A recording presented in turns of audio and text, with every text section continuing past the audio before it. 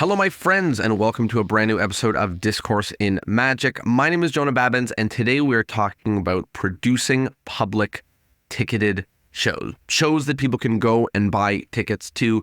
And this episode is going to be different because usually I tell you why you should do something, or I tell you why you shouldn't do something, why something's really good, or why something's really bad. And this episode, I'm not going to tell you what to do. I'm just going to lay it out on the table. I have produced something between 1 and 4 public shows every month for the past 6 years, minus about 2 years inside of COVID. So I produce a lot of public magic shows. So I have a lot of data on not only how to sell them out and how to make them as profitable as possible, but also why they're good and why they're bad, why you may want to or not want to produce a public show. So in this episode, I am going to lay it all out on the table for you. I'm going to tell you the 3 reasons why you don't want to produce public magic shows.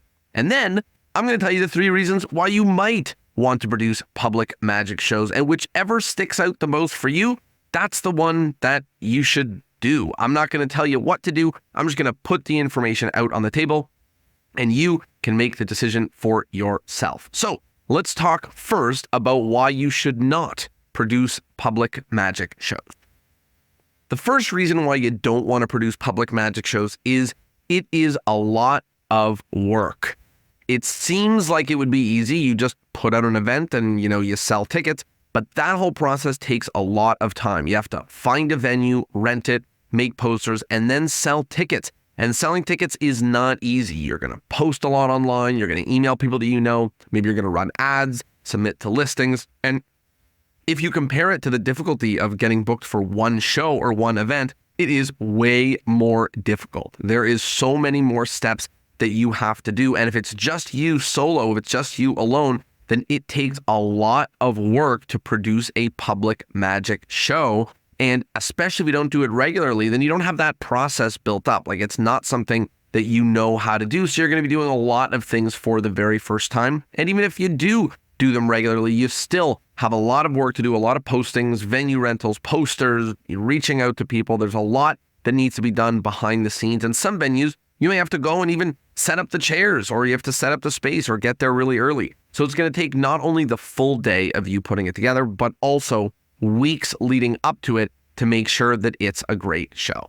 The second reason why you don't want to produce public magic shows is it does not make a lot of money. Even just back of napkin math on a public magic show should begin to make it obvious that it doesn't make a lot of money. Let's say that the tickets are $25, which is very reasonably priced. And let's say you want to sell 100 of them. That's $2,500, but that's in revenue. You also have to rent out the space. You also have to run ads. You have to promote it. And there's other hidden expenses that you don't know. You have to pay for the poster. You have to pay for, credit card processing fees on Eventbrite or wherever it is that you're paying for it. So all of a sudden your profit starts going down and down and down. And you would be lucky if you got 50% profit from that show, like $1,200, $1,250 from 100 tickets sold. So they are not very profitable. And the only people that you know that are producing public magic shows that are profitable, they're doing one of a few things. Number one, the ticket price is very, very expensive. It's meant to be like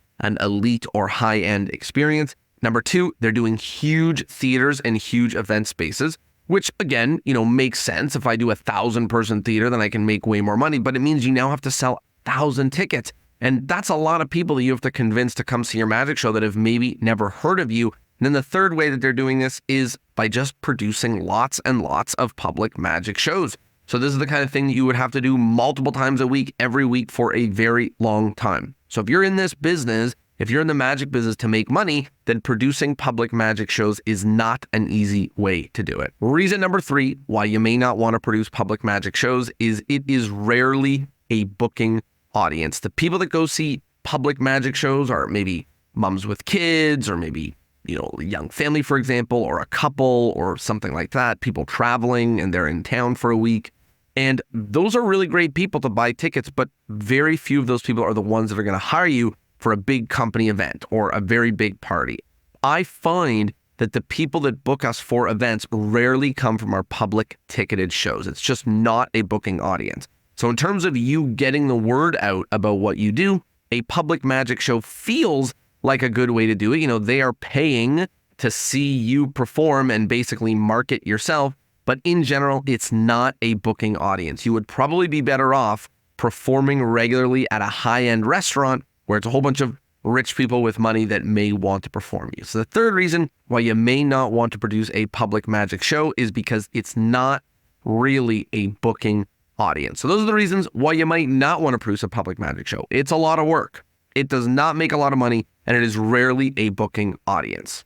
But I promise that that's not where I was going to leave you. I'm going to tell you why you might want to produce some public magic shows. And to be honest, the reason why we still produce multiple public ticketed shows every single month. The first most important reason is it is really fun. You have an audience full of 50 to 250 people-ish, let's say, that all want to see a show. They laugh harder, they scream louder, they're pumped to be there. They are really, really excited to actually attend a magic show. And if you do any corporate events or house parties or things like that, not every single person that you're performing for at one of those events wants to see a magician. So if you're performing at a company event, you kind of have to first convince people they want to see a show and then show them the show. You do not have to do that at a public ticketed show.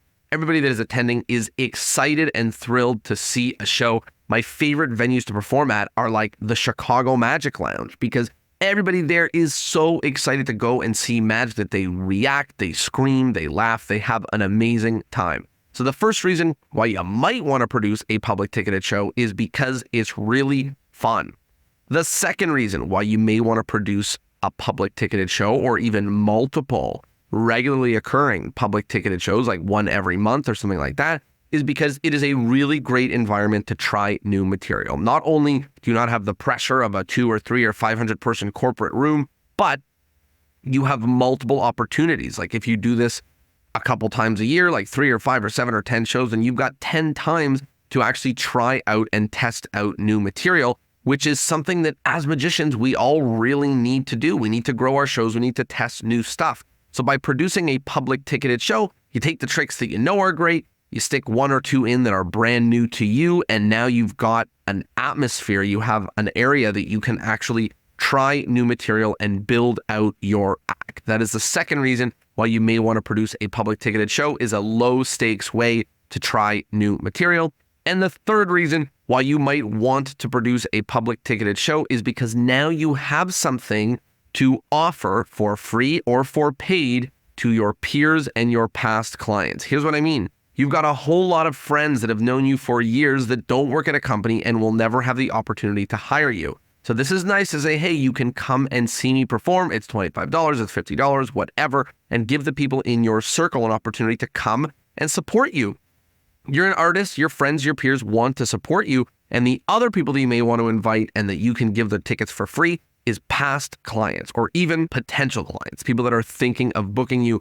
This is a great environment to give someone free tickets. They come out to a show, they have a great time, and they get a sample of what you could do for their event. And for you, it's great because you get to fill some seats. You're probably going to struggle to fill 100 seats, let's say anyways. So if you can fill 10 or 15 or 20 with people who you're trying to convince to hire you, trying to convince to hire you again, or give a thank you for hiring you in the past, this is a really great environment to do that. So the reasons why you might want to do public ticketed shows are that it's fun, you can try new material, and you can invite people to the show that you want to impress or you want to give an opportunity to support you.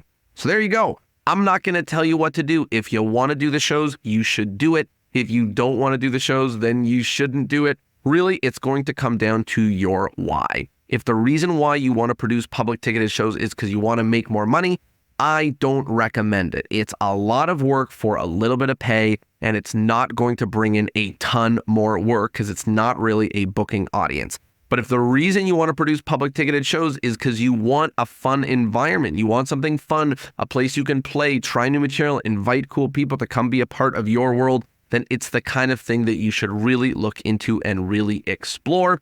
I hope that this episode gives you some aha about if you want to put on public ticketed shows in your area. I'm just thinking back to all the names of the shows we've done. We've done the Art of Magic show, Magic on Bloor, Hocus Jocus, the newest trick in the book, Tricks in the Six, a ton of different shows. We have done a variety of different regularly occurring magic shows. Ben and Jonah's Magic Road Trip.